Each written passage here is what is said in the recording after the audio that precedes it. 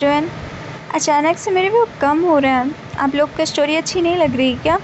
Please मुझे बता दीजिए अगर आपको स्टोरी अच्छी नहीं लग रही है या फिर स्टोरी में क्या कमी है। मैं उसे आपके अनुसार अच्छा करने की कोशिश करूँगी। तो चलिए देरी ना करते हुए हम अपनी नेक्स्ट स्टोरी के नेक्स्ट पार्ट पर चलते हैं। बोर्न टू बी क्वीन का नेक्स्ट पार्ट स्टार्ट करते हैं। रात के 11 बज रहे थे और पुराने समय के हिसाब से काफ़ी देर हो चुकी थी। पूरा जैस्मीन मंडप शांत था क्योंकि हर कोई सो रहा था। बीइंग अपने बिस्तर से उठकर अपना गंदा नाइट रोब पहनकर बाहर चला गया। बीइंग के कमरे से के बाहर पहरा दे रहे गार्ड उसे देखकर लार टपकाने से खुद को रोक नहीं पाए। बीइंग ने अपने हाथ में एक प्राचीन मोमबत्ती ली और बगीचे की ओर चल दिया। उसने पहरेदारों को पीछा करने से रोका। बीइंग झूले पर बैठ गया और गाना गुनगुनाते हुए झूलने लगा। वह एक आज़ाद पंछी की तरह झूमते हुए गाने लगा, जबकि उसके लंबे खुले बाल उसके चांद जैसे चमकते चेहरे पर चांद लगा रहे थे और वह मधु से सरोवर आवाज़ पूरे जैस्मीन मंडप में एक मोहिनी गीत की तरह गूंज रही थी।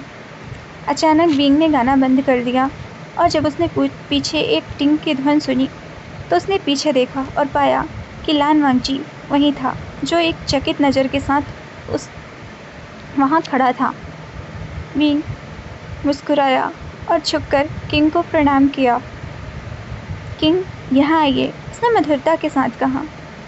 वांगची बस आवाज़ से सम्मोहित हो गया था। कौन नहीं होगा?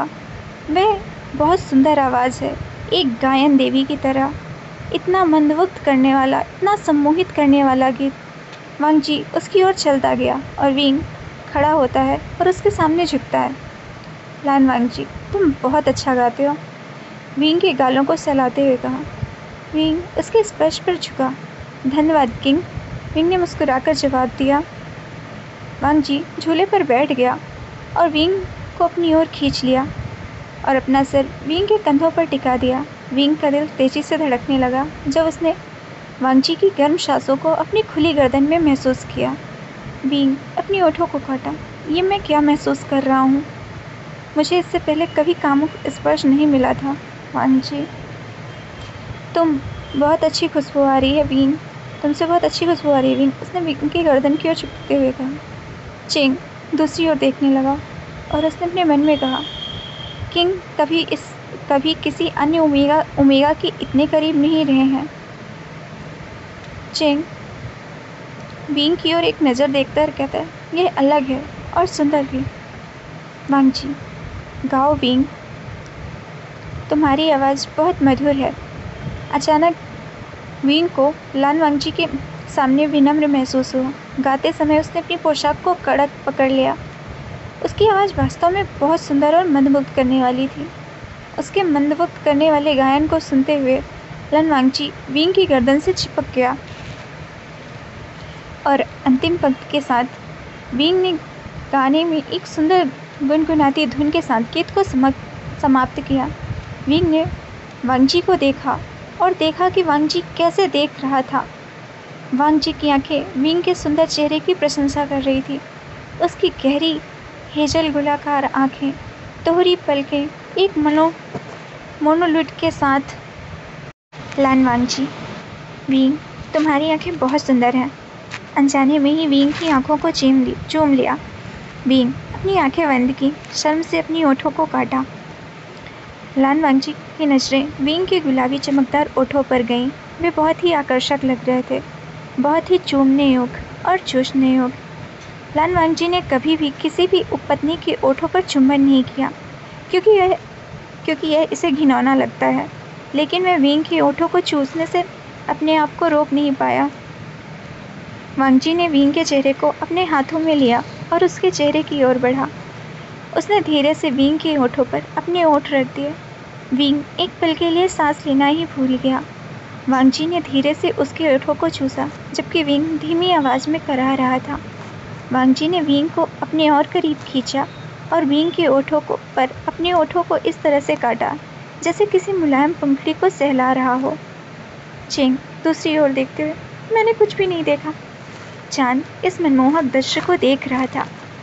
सभी अपनी आंखों पर विश्वास नहीं कर पा रहे थे। सम्राट और उनकी उपपत्नी इतने सारे पैरोदारों के सामने खुले आसमान के नीचे इतनी बेशर्मी से चुम्बन ले रहे हैं। यह कल सुबह एक गर्म विषय होगा। वांगची ने विंग की ओठों से अपने ओठों को हटाया। विंग तब अपने होश में आया और उसने अपने हाथों से अपने ओठों को ढक लिया। हमने बस किस किया। शॉक हो गया और अपने मन में ही चिल्लाया, क्या होगा अगर इसे एड्स हुआ? कम ऑन यार, सबकी अपनी अपनी प्रायोरिटी होती है। विंग, अब मैं जाऊंगा। महाराज झुका और वहाँ से भाग गया। लान वांगची, वह इस तरह से क्यों भाग गया? चिंग, उसने कंफ्यूज होकर पूछा। चिंग, शायद वह शर्मीला है, पता नहीं। वांगची, उसके चेहरे पर एक मुस्कान आ गई। वांगची ने अपने ओठों को छुआ और कहा, स्वीट। उसके ओठ बहुत मुलायम थे। वांगची ने मुस्कान के साथ कहा। वांगची खड़ा हुआ और वहाँ से चलने लगा। वह भी शर्मीला था। उसने अभी अभी विंग को चूमा था और वह विंग का सामना करने में बहुत शर्मिंदा महसूस कर रहा था। लान वांगची गार्ड से कहता है, चलो चलें। विंग बाथरूम के अंदर भाग गया और पानी की गरारे करना शुरू कर दिया। विंग को चुम्बन बहुत पसंद आया और वह अभी भी अपनी नसों में घबराहट महसूस कर रहा था, लेकिन वह अपने जीवन को अधिक प्यार करता था। वह पहले ही एक बार अचेतन में मर चुका है, वह दोबारा नहीं मर सकता।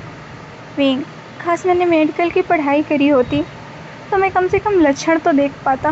विंग, रुको रुको, मैं नकारात्मक क्यों सोच रहा हूँ? हो सकता है कि इनको एड्स हो ही ना। विंग ने अपने सभी विचारों को फेंकने के बाद कमरे में चला गया। वह कमरे में प्रवेश किया और अपने ओठों को चलाते हुए बिस्तर पर बैठ गया। उसके शर्मीले चेहरे पर मुस्कुराहट की कलाकृति आ गई। विंग ने शर्म से अपने ओठों को काटा और अपने चेहरे को अपनी हथेली से ढक लिया। उसने हमेशा किसी को चूमने के बारे में सोचा था, लेकिन एक सम्राट को चूमना यह अधिक रोमांचक था। अगली सुबह सभा कक्ष में लान वांगची विंग की ओर ही देखे जा रहा था और विंग जो सभा में जमाई ले रहा था। वांगची अपने मन में सोचता है, यह बहुत लापरवाह लगता है और यह मुझे बहुत अजीब महसूस हो रहा है। सभी लोग सुबह इकट्ठे हुए थे और विंग उन सभी ओमेगा और उपपत्नी की घूरती निगाहों को महसूस कर रहा था जो वांगची की इच्छा रखते थे।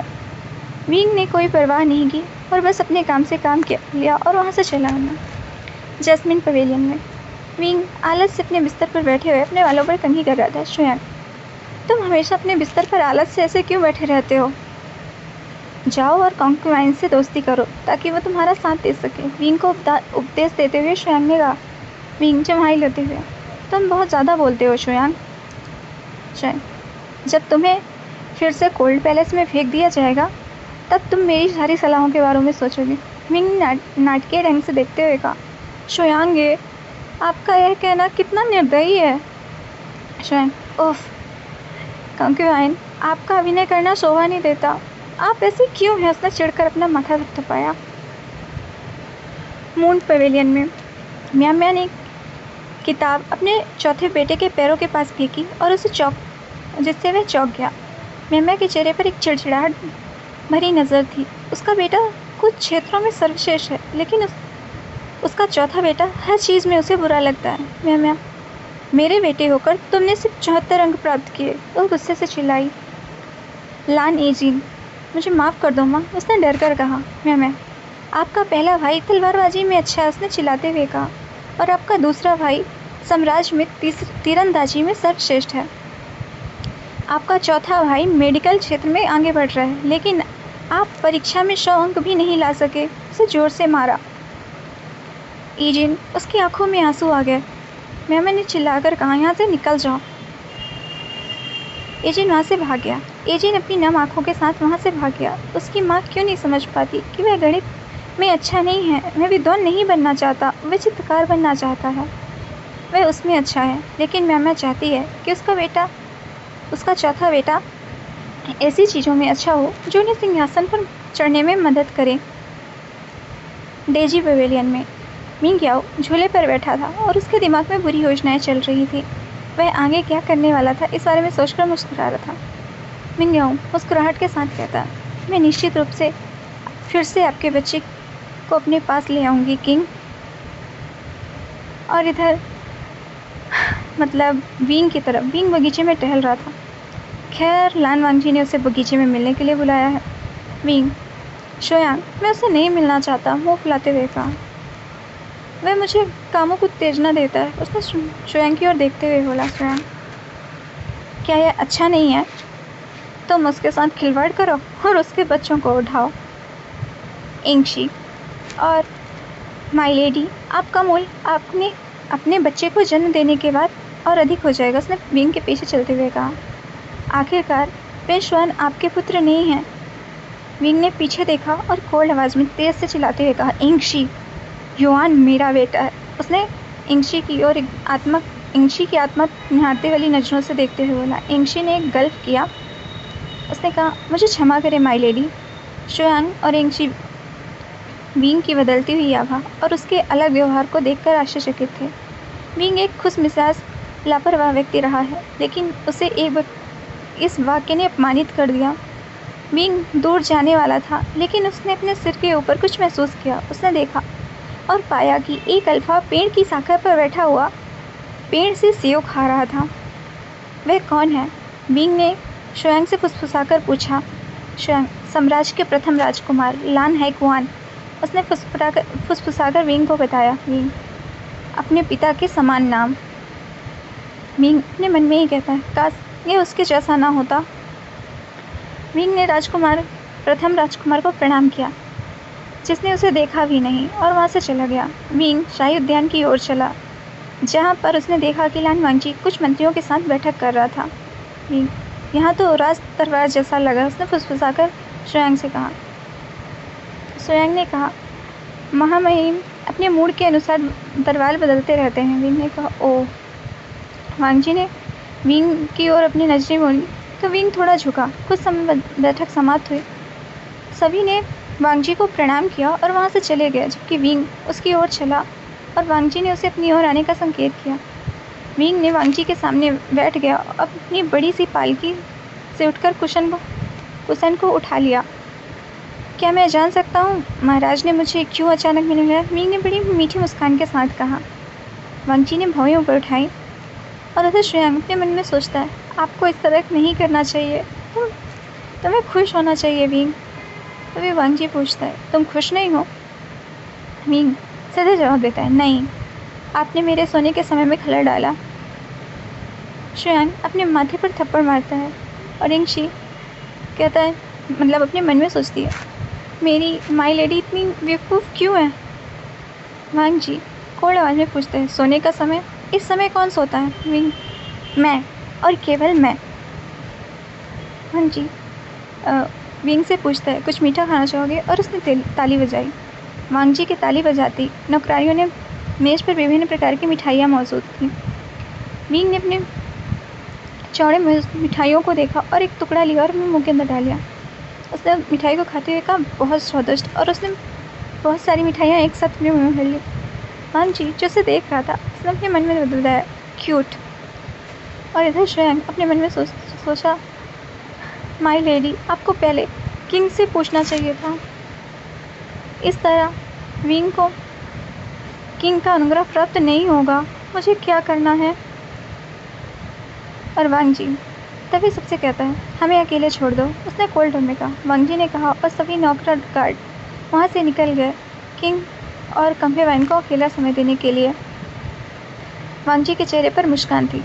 वे मुस्कान के साथ विंग को देख रहा था, जबकि विंग मिठाइयों का आनंद लेने में व्यस्त था। विंग मिठाई ऐसे खा रहा था जैसे कोई छोटा बच्चा हो जिसका पसंदीदा खाना उसे दिया गया हो। और इधर वांगजी उसे अपनी पत्नी को प्यार भरी निगाहों से देख रहा था। विंग, ओह, मैं कुछ कहने आया था, उसने वांगजी की ओर देखते हुए कहा। उन्होंने कहा, उसने विंग के बालों से खेलते हुए कहा। विंग ने उसे देखा और कहा, मेरे बालों को मत छुओ, मुझे पसंद नहीं कि कोई मेरे बालों को छुए। उसने वांगजी के हाथों को अपने बालों से हटाते हुए कहा। शुआंग जो पीछे था वो कह रहा था, मुझे मार दो, कोई मुझे मार दो। और इधर इंगशी, मैं माई लेडी की दासी बनकर किसी अवांछित उपपत्नी के साथ रहना ज़्यादा पसंद करूँगी। और वांगजी ठहाका मारकर हंसने लगा। फिर उसने विंग के मुलायम बालों को अपने हाथों में लिया और उन्हें सूंघा। जिसकी स्मेल उसे बहुत अच्छी लगी। ये गुलाब की तरह थी, बिल्कुल नशीली।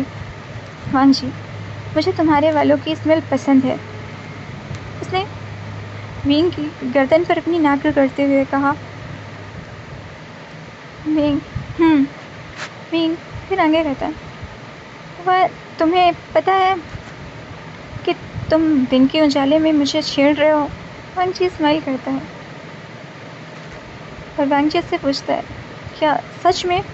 वांग जी उसके कंधे पर झुक गया। वांग जी अपने मन में सोचता है, इसे इतना सुंदर होने की ज़रूरत क्या है? वांग जी हंसता है और पूछता है, खैर तुम कुछ कहना चाहते थे? विंग, हाँ, मैंने रास्ते में प्रथम राजकुमार को सेव के पेड़ पर सेव खाते हुए देखा। तो क्या आप चाहेंगे कि वह हमारे साथ शामिल हो? उसने वांग जी की ओर देखते हुए।